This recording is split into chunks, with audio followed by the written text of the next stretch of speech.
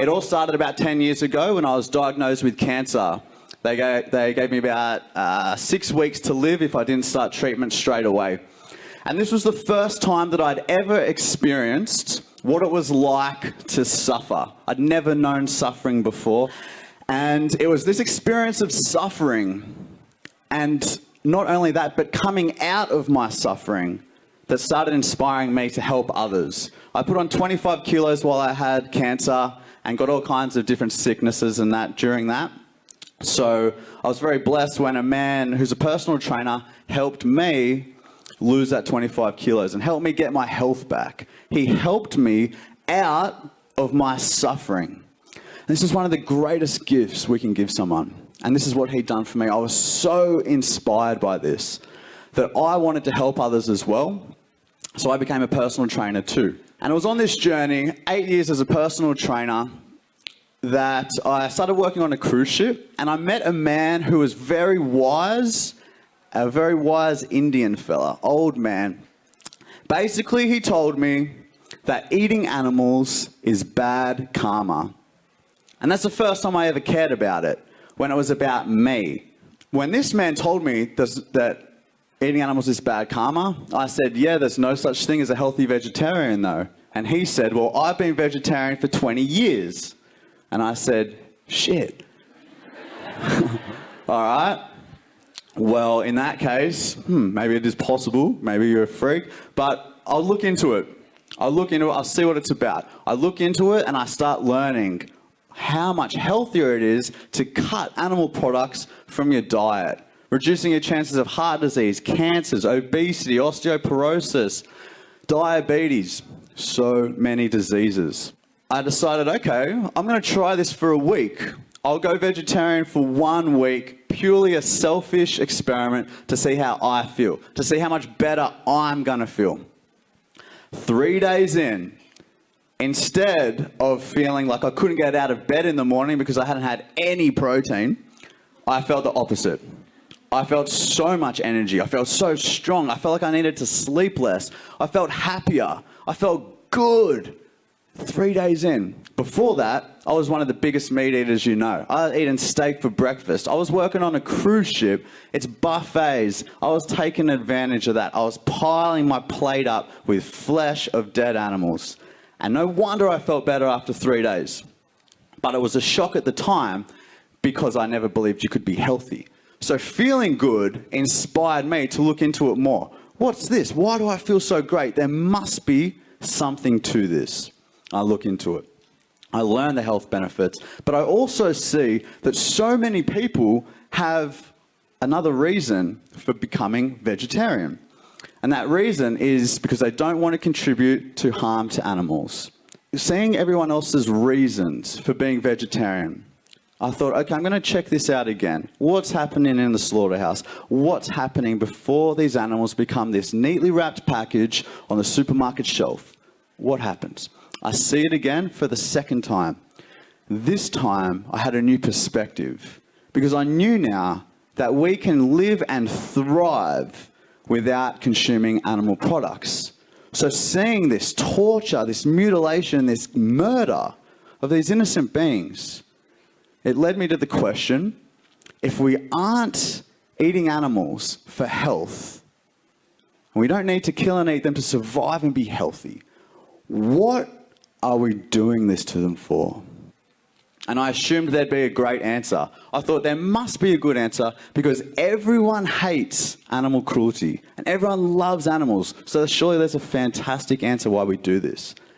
And I looked and I looked and I looked. And I learned the best answers we've got, the best justifications we've got are taste, habit, tradition, and convenience. None of these reasons are good enough justification to cause this unnecessary harm to animals. And I didn't care about animals, but I know injustice when I see it. I know unnecessary violence when I see it. I know oppression when I see it. And they are not the types of qualities I want to be. They are not the type of things living in alignment with the kind, peaceful, respectful person that I strive to be, and I always have. And I learned that. And I became vegetarian for a whole new reason. It was for animals. Soon later, I learned it's not just about flesh. It's about all the ways animals are being used in our society. All use is exploitation. All exploitation is a form of abuse, and all abuse is immoral. I learned it's about dairy, it's about eggs, it's about wool, silk, leather, products containing animal products, products that have been tested on animals, places that exploit animals for entertainment and for testing. It's about all the ways we use animals. This is when I learned about veganism. I heard a little bit about it before. My friend had gone vegan, who I didn't know very well, and someone came up to me one day and said, "Grant has gone vegan." And I was like, "What the hell is that?" And he said, "I don't really know, but he doesn't sit on leather couches." I was like, "What? That is weird, man. He used to be normal in high school." Vegan.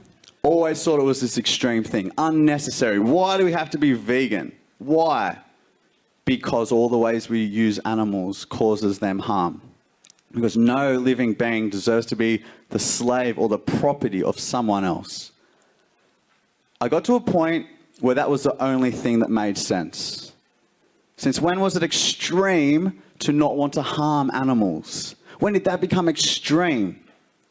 What's extreme is saying we love animals and we're against animal cruelty while we pay people to mutilate and torture and slaughter animals. What is happening to animals right now is worse than your worst nightmare. What's happening to animals right now, you would not wish on your worst enemy.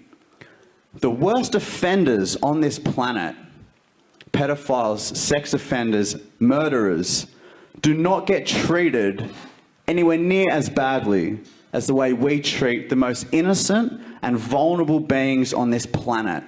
I want to remind you what is happening to them. They're getting their beaks cut off so they don't peck each other to death in their confined, crowded prisons. They're having their tails cut off so other animals don't eat them off them. They're having their teeth clipped so that they're out of stress, they don't eat into each other. They are being castrated when they're just babies with no anesthesia.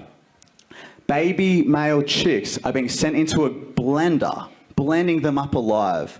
Baby boys in the dairy industry are being sent to the slaughterhouse to have their throats slit because they do not produce milk. Their mums are hooked up to painful milking machines and forcibly impregnated, and their babies are taken from them, and all of these animals end up at the same slaughterhouse. Humanely slaughtered, which, as we know, means nothing for animals. Humane means to show compassion. There is never a compassionate way to exploit someone. There is never a compassionate way to kill someone who wants to live. We need to put ourselves in the animal's position. One of the best quotes I've ever heard that has fueled my activism is, "Speak up for animals the way you would want to be spoken for if it was you in their situation." Veganism is what is already in our heart. If you agree that causing unnecessary harm to animals is wrong, then by that belief, by your own belief, you are obligated to become vegan. Because anything less than being vegan is going in conflict with your core value of non-violence to animals. I'm not expecting you to do it overnight. You might, and a lot of people do. You might feel like you can't. I understand where you're coming from there. But that is your goal. And don't stop anywhere on that path of you getting there until you're there. It's incredibly easy. It's incredibly healthy. Most people here are vegan. We're just normal people. We're not highly intellectual necessarily. Someone laughed then? Someone's like, "I am highly intellectual, thank you very much." We are not necessarily a particular religion. We are not necessarily tofu lovers, although I do love tofu now. Before I hated it. That is actually quite good if you haven't tried it. We are not necessarily caring about our health or the environment. We don't even necessarily have to love animals. I didn't. All you have to agree with is that it is wrong to cause unnecessary harm to animals.